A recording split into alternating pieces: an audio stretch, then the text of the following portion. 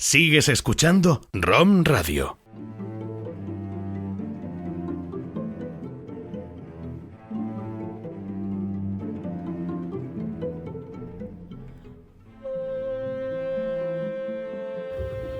¿Te imaginas una educación diferente, holística y justa para todos nuestros niños y niñas? ¿Puedes visualizar que los centros de enseñanza fueran en entornos naturales con amplios jardines, frondosas arboledas, flores y casitas abiertas al exterior como aulas de enseñanza? Y mientras unos niños y niñas corretean y se revuelcan por el suelo, otros se ponen perdidos mientras pintan murales, algunos escalan y trepan. Puedes ver grupos haciendo mezclas y experimentos, al mismo tiempo que otros interpretan una obra de teatro.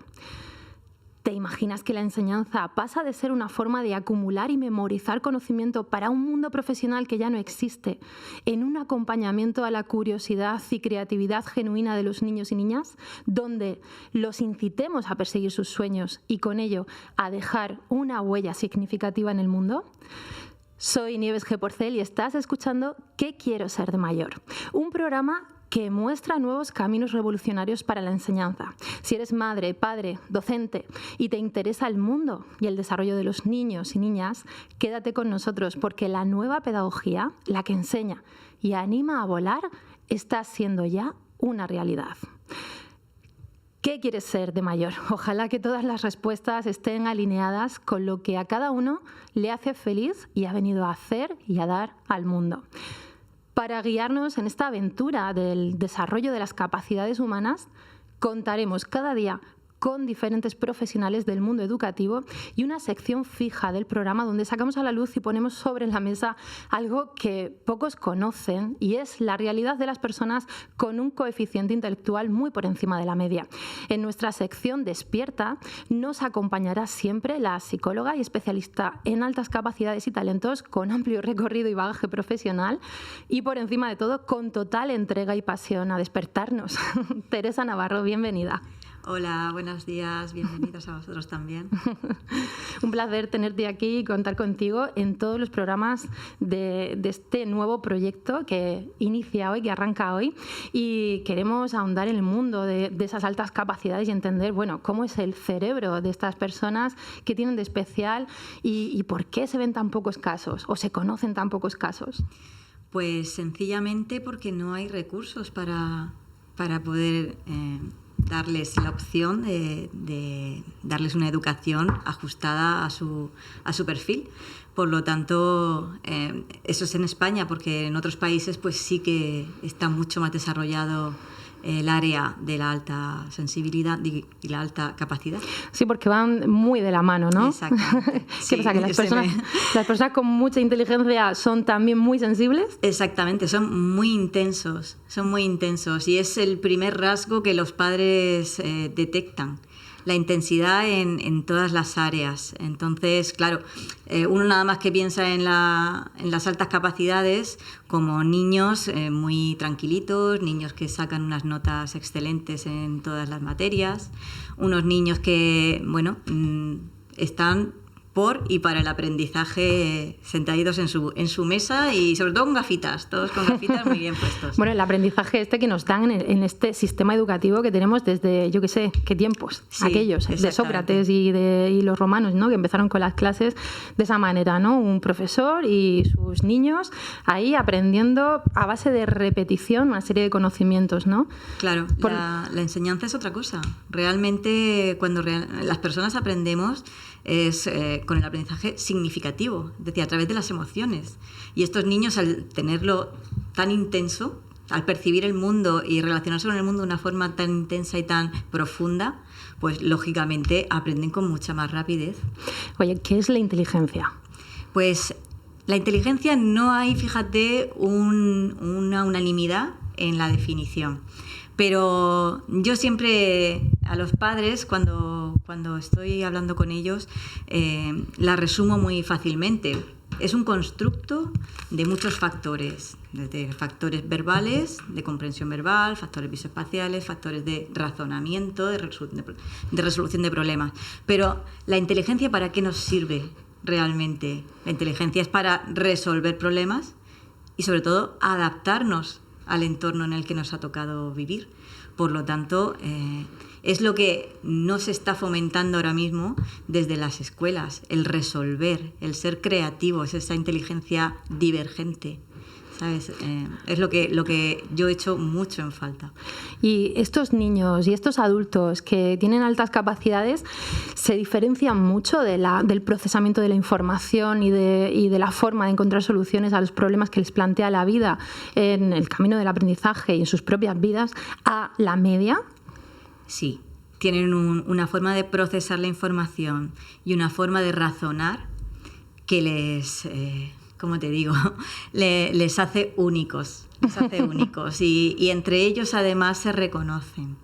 Cuando ya estás familiarizado con las personas con alta capacidad, pues aprendes a detectarlos rápidamente por esa forma de razonar y de procesar la información que reciben del entorno. A nosotras nos gustaría haceros llegar a todos y a todas los que nos estáis escuchando la importancia de identificar a estas personas, porque muchas veces se van perdiendo por el camino. No es que dejen de ser inteligentes, sino que ni ellos mismos lo saben y no se comprenden a sí mismos y, por supuesto, no entienden lo que sucede a su alrededor, ni comprenden al mundo que les rodea, ni se sienten comprendidos por el mundo.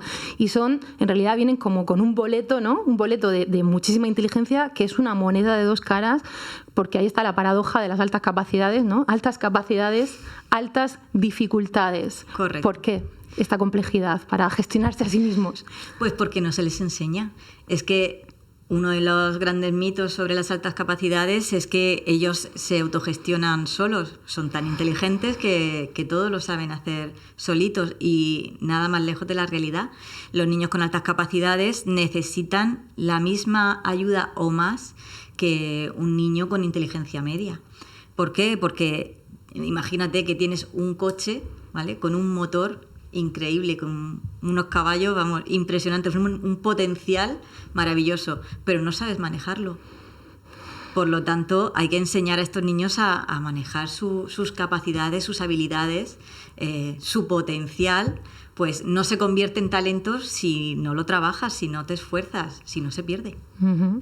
¿Cuáles son las consecuencias, aparte de perder esos talentos por el camino para ellos? Para ellos y para todos, porque al final este programa sí es para la educación y para esas personas con altas capacidades, pero para que todas las personas entendemos la importancia de incluir, de integrar, ¿no?, la diversidad, incluyendo a las altas capacidades, porque entiendo que si una persona saca su talento y el fin último es el beneficio de toda la sociedad, pues ¿qué nos estamos perdiendo?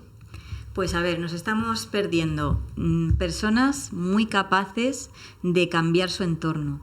Personas que si de verdad desde niños se les enseña a gestionar bien pues toda su capacidad y sus emociones, porque ahí es la parte más vulnerable de los niños con altas capacidades, pues son personas que pueden llegar a cambiar pues muchas cosas de nuestro mundo. Vamos a imaginarnos a un caso, ¿vale? A una joven de 13 años, ¿vale?, que se hace todo tipo de preguntas. Es una joven con altas capacidades, se cuestiona el sentido de la vida, del sufrimiento humano, que está estudiando historia y se asombra de ver los dramas y sufrimientos humanos gratuitos muchas veces o movidos por poderes políticos, económicos o fanáticos, y que también siente que se aburre en clase o no le parecen relevantes los conocimientos que les están dando y no son significativos para su sentido vital, ¿no?, para lo que le hace vibrar, lo que le hace ser feliz. Y además pues siente que socialmente no encaja con los compañeros de su edad o incluso puede llegar a cuestionarse si es inteligente o todo lo contrario, ¿no?, si es más bien tonta y a lo mejor esta persona tiene una serie de talentos y cuando está sola pues está descubriéndose a sí misma y desarrollando artes en la música, en la pintura, en la investigación, en algún campo, pero ¿por qué va perdiendo la motivación? Va entrando como en un estado de baja autoestima. ¿Qué pasa con la valoración de los padres, de los profesores, de los compañeros? Porque incluso muchas veces la aíslan, ¿no? Hay bullying, muchos casos sí. de bullying en niños con altas capacidades. Entonces, vamos a imaginarnos a esta chica de 13 años en plena adolescencia con este cuadro, con una explosión tremenda de ideas creativas y que no sabe cómo gestionarse a sí misma. Bien, pues lo más probable es que nos encontremos con una persona, una adolescente, con una baja autoestima, con una baja valoración de sí misma, con una sensación o con una percepción, como tú has dicho, de baja capacidad realmente, porque pues la autoestima, no nos engañemos, tiene muchísimo que ver con la percepción de capacidad. Y si uno no se ha visto capaz de adaptarse al medio, al entorno en el que vive y se desarrolla, pues lógicamente se ve a sí mismo como un fracasado. Por lo tanto, ¿qué es lo importante en este caso? La detección temprana. Es algo, desde mi punto de vista, básico y importantísimo. Pues vamos a imaginarnos esta misma niña mucho antes, ¿no? en sus primeros años de vida, donde se le detecta altas capacidades y todo su entorno está a favor de apoyarla, de impulsarla, de favorecerla, ¿no? en ese desarrollo y de todo su potencial. ¿Cómo le cambiaría la vida? Pues fíjate, es lo que se llama el efecto Pigmalión. Es decir, si tú crees en una persona, le muestras tu apoyo, crees en ella y se lo demuestras, le dices, tú puedes, esa persona va a poder conseguir todo lo que se proponga. Ni siquiera, fíjate, hace falta que tenga altas capacidades. Uh-huh. Ni siquiera hace falta que tenga altas capacidades. Si tú crees en alguien, ¿cuántos casos hay? Uh-huh. Que han impulsado realmente el aprendizaje y han impulsado la autoestima y el valor de una persona. Por lo tanto, si encima tienes ese potencial tan tremendo que tienen muchos niños y niñas, y adultos no hablamos, pues pueden llegar a donde ellos quieran. El ingrediente entonces es la valoración, el apoyo, Hombre, que crean en ellos, ¿no? Es un ingrediente. Nunca hay solo uno. Es uno de los factores, pero sobre todo también el apoyo a nivel institucional, uh-huh. que no se les ponga trabas, que en los centros educativos pues tengan facilidad pues, para poder desarrollar sus intereses, para poder autoconocerse y poder aprender a gestionar todas sus habilidades. ¿De qué porcentaje estamos hablando de la población? Pues a ver, si hablamos de superdotación, hablamos de aproximadamente un 2% de la población.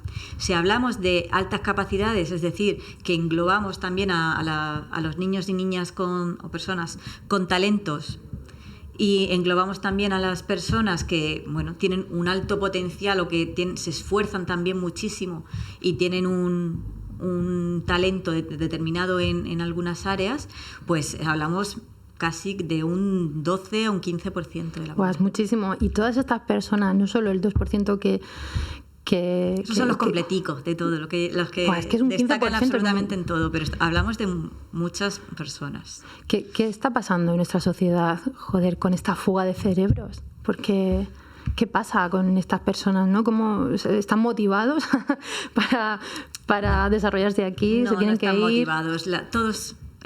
Todos los niños y adolescentes que vienen a mi consulta muestran la misma queja, y es que están desmotivados. ¿Hay fracaso escolar? Muchísimo, más de un 50%. Wow.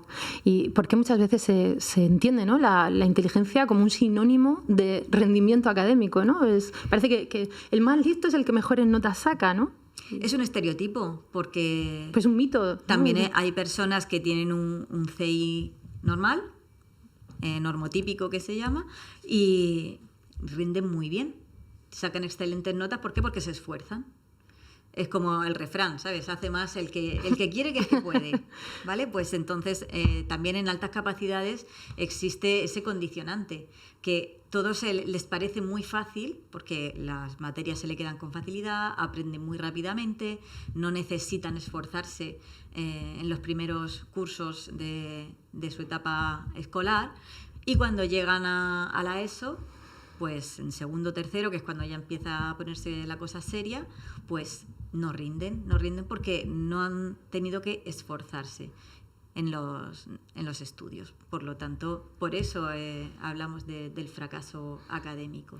Y hay también intensidad emocional hasta el punto de sentirse deprimidos, de entrar en depresiones y en cuadros de ansiedad graves. Sí, sobre todo, ahí ya no por la capacidad en sí cognitiva, que también es un factor determinante, pero sí por no sentirse adaptados, por estar solos o por sufrir el rechazo de compañeros e incluso de algunos profesores. Bien, pues a lo largo de todos los programas vamos a ir desmontando todos estos mitos sobre las altas capacidades y abriéndole la puerta, ¿no? a que se puedan identificar, que si alguien tiene la menor sospecha, pues que vaya a un psicólogo especialista como Teresa Navarro para que pueda hacer ese diagnóstico, ese estudio en profundidad de su hijo o hija y ver, ¿no? Es el acompañamiento que necesita para poder florecer en todo su esplendor. Que pueda brillar. Que pueda brillar, exactamente. Pues de eso va el siguiente poema que les dedico a todas las personas con altas capacidades y que está dirigido a su hemisferio derecho. Es el poema originario de la escritora estadounidense Marianne Williamson y uno de los poemas predilectos de Nelson Mandela, tanto que fue incluido en su discurso cuando fue elegido presidente de Sudáfrica en el año 1994. Y es un poema que siempre me ha resultado tremendamente y profundamente inspirador y atemporal, y viene perfecto para los talentos y altas capacidades y para cualquier persona. Y dice así: nuestro miedo más profundo no es el de ser inadecuados, nuestro miedo más profundo es el de ser poderosos más allá de toda medida. Es nuestra luz, no nuestra oscuridad, lo que nos asusta. Nos preguntamos, ¿quién soy yo para ser brillante, hermoso, talentoso, extraordinario? Más bien la pregunta a formular es, ¿quién eres tú para no serlo? Tu pequeñez no le sirve al mundo. No hay nada iluminado en disminuirse para que otra gente no se sienta insegura a tu alrededor. Has nacido para manifestar la gloria divina que existe en tu interior. Esa gloria no está solamente en algunos de nosotros, está en todos y cada uno. Y cuando permitimos que nuestra luz brille, inconscientemente le damos permiso a otra gente para hacer lo mismo. Al ser liberados de nuestro miedo, nuestra presencia automáticamente libera a otros. Qué bonito. Teresa, ¿por qué tenemos miedo a sacar el potencial? Pues por los estereotipos, por el miedo al rechazo, por miedo a que nos señalen, porque, bueno, nos educan en la mediocridad, las cosas como son. Nos educan para que no nos salgamos de la media. Entonces, claro, si salimos, se nos castiga. Por lo tanto, el miedo es a no pertenecer a la sociedad. Y en definitiva, claro, los niños y adolescentes lo que pretenden es que les quieran, que les acepten, y eso no casa con el ser diferente. Muchas gracias, Teresa. Gracias a vosotros. Continúas aquí con nosotros. Vamos a hablar ahora con otro invitado y colaborador de este espacio que quiere ser de mayor.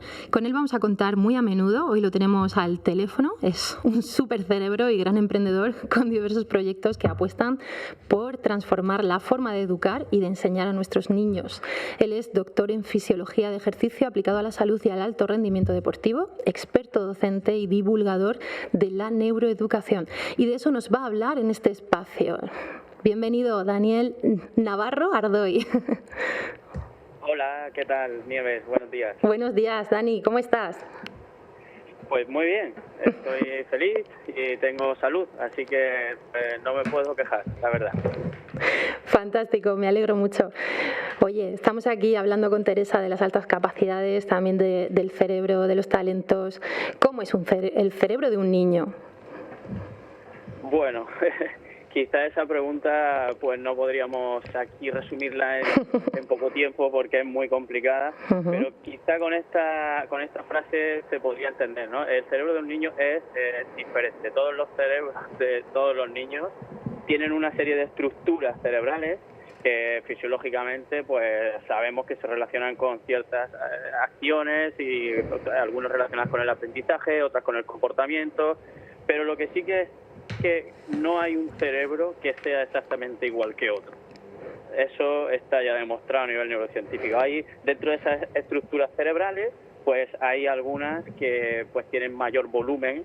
El cerebro de cualquier persona es plástico, tiene una capacidad de plasticidad increíble. Una sola neurona, por poner otro ejemplo, se conecta con otras neuronas haciendo esta conexión que llamamos sinapsis de 1000 a 10.000 veces. De manera que si tenemos 86.000 millones de neuronas en el cerebro, fíjate, Nieves, la diferencia, nada más que poniendo el ejemplo de la neurona, ¿no?, que puede haber entre un cerebro que esté pues que se haya trabajado pues, con una serie de metodologías, que haya tenido una educación tanto en el contexto familiar como en el contexto escolar, pues basada en la resolución de problemas, en el descubrimiento guiado, en la indagación, en la búsqueda, educando en el aprendizaje cooperativo, el trabajar en equipo, en habilidades sociales, en la creatividad. O sea, hay mucha diferencia entre un cerebro y otro, sí. Jolines, con tanta diferencia, que esto es algo biológico. Y sabiendo esto, ¿seguimos con el mismo sistema educativo? Pues la verdad es que yo soy optimista y es verdad, trabajo en la enseñanza pública, también tengo la suerte de trabajar en 2 grupos de investigación, uno de ellos destinado a la investigación en la educación con programas educativos más basados en metodologías emergentes e innovadoras, otro relacionado con la parte más de fisiología, ¿no?, el grupo Profit de Granada, en el que estamos haciendo también pues estudios con neuroimagen.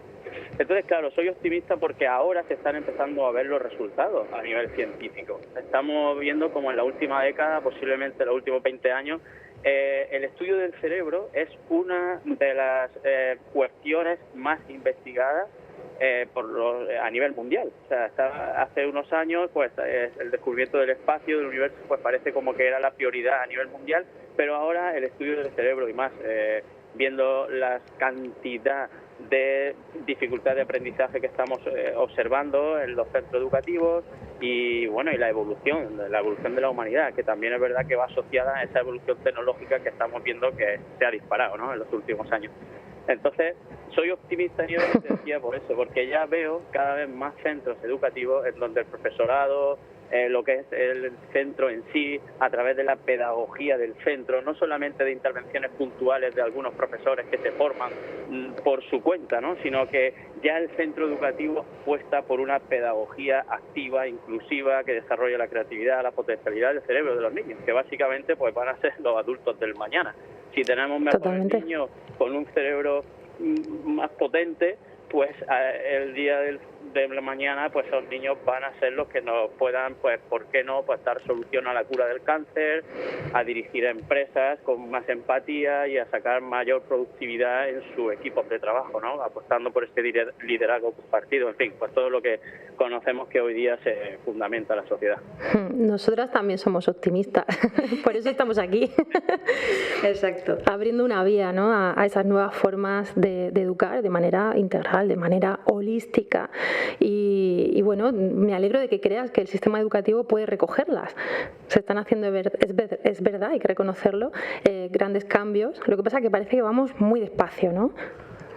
Efectivamente, Nieves. Esto también, los cambios no son fáciles. Yo siempre digo que llevamos como 40 años de cambios legislativos y normativos. Esta frase también la suelo comentar, pues se la escuché hace unos días a José Blas, un compañero también relacionado con la innovación educativa, y bueno, me dejó impactado. Yo le dije, pues te la voy a coger, José Blas. Y me decía eso, dice, Dani, llevamos 20 o 40 años de cambios normativos, legislativos, pero ni un solo año de transformación educativa.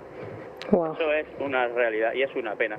Estamos con esa burocracia, cambiando de leyes, pues hasta que no haya ese consenso unánime de la sociedad, de nuestros políticos y las personas que tienen que tomar estas decisiones, en donde pongan el cerebro del niño en el epicentro de la educación y no otras cuestiones políticas o sociales que puedan sino el cerebro del niño. Y al final, al igual que un médico se va actualizando en las técnicas de cirugía para poder solucionar un problema médico, pues nosotros, los docentes, tenemos que actualizarnos todos los años, todos los cursos escolares, pues para ver lo que la ciencia está demostrando que va mejor al cerebro de los niños. Ojalá que todos los docentes os podáis formar en este sentido, y como sucede en otros países donde la docencia se equipara profesionalmente a la medicina. Es que es una gran responsabilidad. Tenéis en vuestras manos a nuestros niños que, como tú bien has dicho, son los adultos del futuro y tienen que estar muy bien formados, ya no solo para los retos que tengamos dentro de 10, de 20 años como sociedad y como planeta, sino también para que, pues joder, seamos felices. Sí, desde luego. Pues al final también preguntando a cualquier padre, madre, cualquier familiar, si le preguntas por qué desearía que fuera su hijo de mayor, al final, pues lo que tú dices, ¿no? Pues empezarán diciendo pues que tenga dinero, que tenga una familia, hijos, pero si profundizas en la pregunta y reflexionas, al final lo único que buscas es que sean felices. Que sean felices. Yo también lo digo muchas veces, es como educar en el superpoder de la educación emocional, ¿no? Qué importante que es, por ejemplo, conocer eso desde el profesorado para poder transmitirlo a sus alumnos. Al final, si tienes esa inteligencia emocional, pues puedes con todo, porque no te van a afectar los comentarios, vas a tener una buena autoestima. Por desgracia estamos viendo datos escalofriantes, ¿no? El suicidio es la primera causa de muerte en el mundo entre adolescentes. Y detrás de un suicidio hay hasta 20 tentativas, ¿no? O sea, que podría ser aún más grave. Ahí pasa algo. Cada vez tenemos alumnos que tienen más dificultad de aprendizaje o incluso que no están diagnosticados, y alumnos que tienen un súper talento, como estabais comentando, y no es que sea un súper talento, no, es que todos los niños tienen un talento. Cualquier persona tiene un talento. Lo importante es descubrir y es incentivar y es motivar hacia ese talento o a lo que a esa persona le gusta y salirse un poco de lo que es la rutina esa del currículum, que estamos pues el profesorado muchas veces pues encorsetados, ¿no? Y no salimos de ahí. Es una pena, la verdad. Sí, es una pena, y todo pasa por vuestras manos, siempre, por las manos de los docentes, igual que de las madres y de los padres. Tenemos que tomar esa responsabilidad y pues somos los primeros que tenemos que cambiar y darnos cuenta para poder transmitirle eso y poder hacerlo bien con nuestros hijos. Sí. Al final yo creo que todo se trata de una educación en general de la sociedad, ¿no? Sí, y exactamente. Pues intentar a través de leyes, que yo también lo suelo decir, se pueden hacer pequeños cambios, pero no hay una transformación. Y el cambio, cuando se prohibió en España en la prohibición de fumar en los bares y en los sitios públicos, pues había gente que se llevaba las manos a la cabeza, ¿no? Diciendo, esto ya, España vamos a desaparecer como especie.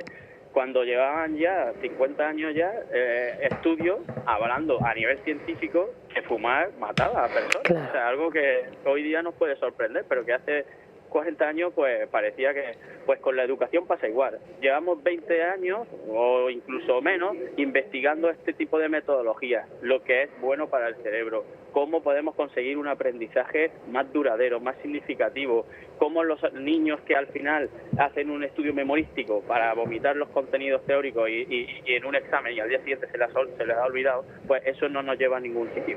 Pues vamos a cambiar las cosas. Espero que sí. Estoy segura de que sí. Pues nada.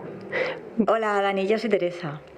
Hola Teresa. Hola, mira, es que tengo una pregunta. En lo que hablabas hace un momentito sobre transformación, ¿qué crees tú que haría falta para transformar el cerebro de los profesores que hoy por hoy pues viven en muchos casos, no digo todos, pero en muchos casos pues apalancados? Sí. Bueno, es realmente yo también tengo que... Brevemente, Dani, brevemente. La respuesta, brevemente. Y otro día la abordamos a fondo. Me parece fantástico, Nieves, porque me podría estar aquí, pues eso, haciendo un máster de lo que realmente es este tipo de lo que yo pienso, ¿no? Y precisamente ahí estoy ahora pues eso, capitaneando, dirigiendo, coordinando o codirigiendo un máster independiente, porque al final ves que en la universidad nos ponen esos programas educativos para los alumnos universitarios, ves que las consejerías de educación hacen formaciones que son descontextualizadas y, bueno, en definitiva, formación, Teresa, yo creo que esa es la clave, pero también pues formaciones que sean inspiradoras, que sean al servicio del profesorado y que no conlleve una pérdida de tiempo, que a veces, pues, por desgracia, pues existen, ¿no? Esas formaciones que dices, bueno, yo me voy aquí, pero no me ha aportado nada, ¿no? Esta formación. Pues ahí lo tenéis, su formación, que es Teacher MBA, lo tenéis en formato online. Es muy interesante meteros en su página web y ahí iréis descubriendo grandes joyitas, aunque tendremos a Dani otro día para que nos lo cuente bien. Y aquí los tres somos unos apasionados de los cerebros y de la formación. Y nada, un placer. Dani, mil gracias. Muchas gracias a vosotras, el placer es mío. Y pronto te tendremos aquí en plato con nosotras. Un abrazo. Vale. Hasta pronto. Hasta luego.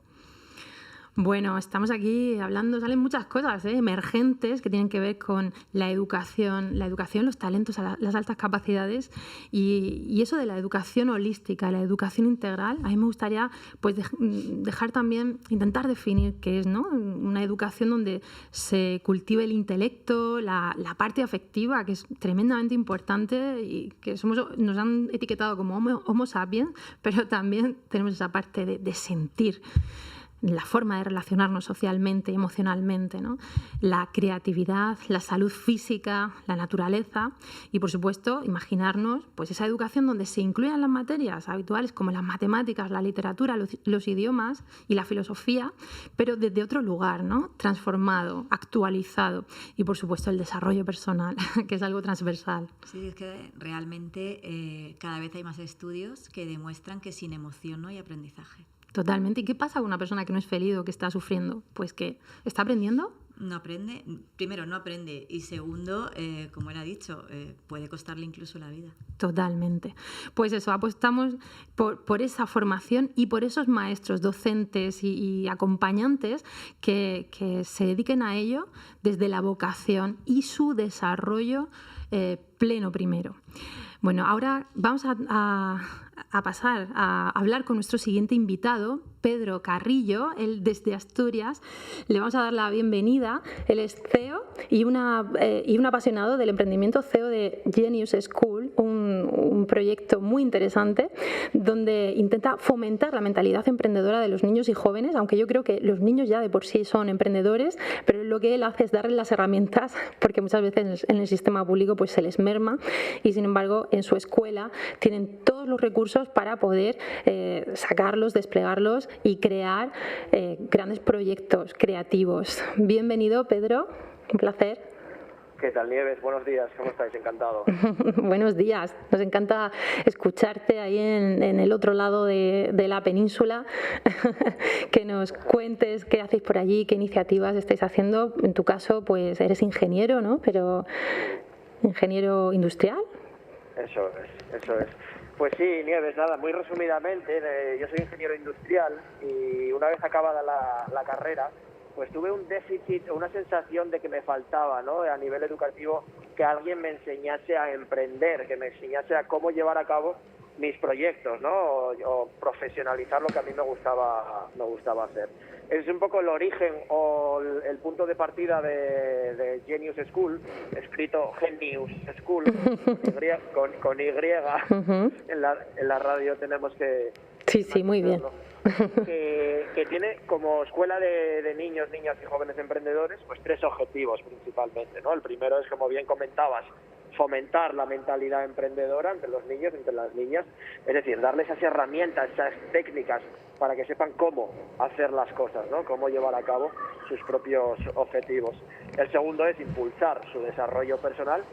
Los niños, las niñas son el foco y centro de toda la metodología educativa de Genius School. Y el tercero es que se diviertan.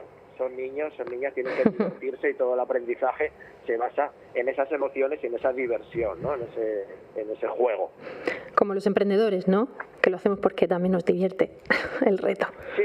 Sí, vamos a decir que sí, que al final es una forma divertida de vivir la vida, ¿no? Y de saber que tienes la capacidad o por lo menos la inquietud y la intención de saber cómo llegar a conseguir lo que quieres hacer, ¿no? A pensar un poco fuera de la caja, esa creatividad que fluye a raudales, en este caso en las etapas educativas infantiles, ¿no?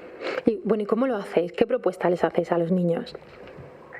Pues la metodología se basa en el triángulo mágico, y lo que hacemos es definir con los peques, al principio del programa de emprendimiento, su propio proyecto empresarial. Y esto es clave, porque al final lo que conseguimos es que se cree un vínculo emocional con su aprendizaje enorme, porque los proyectos nos sirven de canal para recorrer el programa de emprendimiento y aprender con él, pero son cosas que parten de ellos mismos, como sus hobbies, inquietudes, gustos, proyectos relacionados pues con la moda, con deporte, con animales, con videojuegos, con cocina, con arte, con animales, lo que sea. Y en base a eso lo que hacemos es ir aprendiendo a emprender, a crear su logo, a crear su marketing, sus finanzas, su web, su análisis de mercado, su canvas, bueno, toda la parte de emprendimiento. Y luego hay una parte clave, Nieves, que para nosotros es fundamental, que es el impulso, el trabajo, la mejora, el desarrollo de las habilidades blandas. ¿Qué es eso de las habilidades blandas? Cuéntanos. ¿Qué es eso de las habilidades blandas? O soft skills, ¿no? Si vamos al inglés. Son aquellos aspectos relacionados, pues por ejemplo, con aprender a hablar en público, con trabajar en equipo, mejorar tu autoestima, fomentar el liderazgo, tolerar la frustración, gestionar las emociones, la creatividad, la empatía, todas aquellas habilidades que no son tan técnicas, si me permitís la palabra, sí. sino que son más humanísticas, ¿no? Más de comportamiento y desarrollo humano y personal, y que son claves en el mundo profesional y por supuesto en la vida personal de cada niño. Me encanta que lo traigas porque es que, claro, estamos hablando de un sistema educativo totalmente obsoleto para un mundo basado en la industria, ¿no? Una industria que a lo mejor en nuestro país ya no existe de la misma manera que antes, donde ahora lo que vale, donde las personas se pueden desarrollar y se pueden satisfacer a sí mismas profesionalmente es en esa creación de ideas, ¿no? En el I+D. Y son habilidades, pues eso, como hablar en público. Joder, es que no necesitamos hablar en público, que es un gran miedo, más que pasar hambre. Sí. Mira, te voy a poner 2 ejemplos, si me permites, Nieves. Sí, claro. Hace 2 meses exactamente nos vinieron desde la televisión autonómica de Asturias y uno de nuestros niños, Nico, comentó que, bueno, al final aquí trabajamos todo en base con la metodología del learning by doing, ¿no? Prácticas, actividades, dinámicas, aprender haciendo, de experiencias, de vivencias, de hacer para aprender. Y comentaba uno de nuestros niños que el año pasado, que lleva ya el 2.º año, empezó desde el principio con nosotros, que el año pasado no se atrevía ni a ir a una cafetería a pedir un Aquarius, con las palabras que utilizó. Claro. Y que ahora que no tiene ningún problema, incluso que en su casa, en su familia, que lleva junto con sus padres la comunidad de vecinos. Va a las reuniones con 12 años. Qué bueno. Y otro ejemplo muy sencillín, que además nos acaba de pasar ahora mismo, estamos ahora en clase en un colegio por la mañana, y estamos creando el flyer publicitario de un negocio local, antes de crear el de su propio proyecto. Y era de una peluquería de barrio, para trabajar el tema de marketing, ¿no? Estamos ahora con las etapas más bajas, en este caso esta mañana, de educación primaria. Y para crear el logotipo que tenía que introducir a su vez en el flyer de marketing y luego recortarlo, darle forma, una de las niñas cogió una tijera que estaba utilizando para crear la forma del propio flyer y creó con la tijera la forma del logo, dibujando el contorno, que luego fue decorando y añadiendo elementos para crear su logo con la propia herramienta, ¿no? Con la propia tijera que estaba utilizando. Que son cosas que parecen tan sencillas y tan básicas y que te sorprenden, porque quedamos, tanto mi compañera Tania como yo, diciendo, anda, o sea, ha cogido la tijera para crear el elemento, el logo, con Qué bueno, el que está desarrollando el flyer. Eso es pensar fuera de la caja, es que es creatividad pura. Tan sencillo y tan bueno a la vez, que nos quedamos diciendo, anda, mira tú, qué creatividad, ¿no? Qué creatividad. Qué bueno, muchas gracias, Pedro. Pues pues se me ocurren muchas preguntas y muchas cosas que nos encantaría escuchar, que seguro que tienen más casos como este, pero eso será en otro momento, en otro día, ¿vale? Así que te invitamos a seguir participando en qué quieres ser de mayor. Genial. ¿Vale? Y a vuestra disposición. te mando un abrazo gigante y bueno, pues Genius School lo podéis buscar, está también en formato online, con clases online y con propuestas participativas para que los niños vayan desarrollando esos talentos y sus proyectos, ¿no? Lo que les gustaría hacer y emprender. Así que ahí lo tenéis también por si os apetece investigar e incluso apuntar a vuestros hijos. Genial, Nieves. Un abrazo, Pedro. Gracias por tu trabajo. Un abrazo. Gracias. Chao. Bueno, Teresa, ¿cuántas cosas? ¡Qué maravilla! ¡Qué maravilla! Se me caía la baba. Sí, a mí también. Me estoy emocionando mucho, en muchos sentidos. Pues sí, cuántas cosas se podrían conseguir, ¿eh? Totalmente. Pues mira, nos vas a dar una clave para fomentar el talento de nuestros niños, incluso de los mayores. Y a ver qué podemos hacer en nuestro día a día para mantenernos ahí despiertos. A ver, para mantenernos despiertos se pueden hacer muchísimas cosas, pero si empezamos por lo básico, que es observarnos, ¿de acuerdo? Ser conscientes. Ahora que también está muy de moda el mindfulness, la meditación, la respiración, bien, pues es una técnica muy sencillita, pero es muy efectiva. Por lo tanto, ser conscientes, observarnos y ver con qué disfrutamos. ¿Qué es aquello que nos hace perder la noción del tiempo? Aquello que se nos ha dado siempre súper bien, que las personas confían en nosotros para encargarnos. Oye, mira, encárgate tú de adornar la mesa, o encárgate tú de montar esto, o dibuja tú, o pon tú la música, o lo que ¿A dónde sea. vamos? O ¿a dónde vamos? Organiza tú el viaje. Bien, pues vamos a poner en valor todas esas habilidades que cada uno de nosotros tenemos. Qué Pero bueno. Vamos a observarnos y a querernos. Exactamente, a observarnos y a querernos. Me encanta. Pues con eso nos quedamos. Observémonos y amémonos. Y os mandamos un abrazo gigante, Teresa Navarro y yo, Nieves G. Porcel. Hasta la próxima semana. Adiós.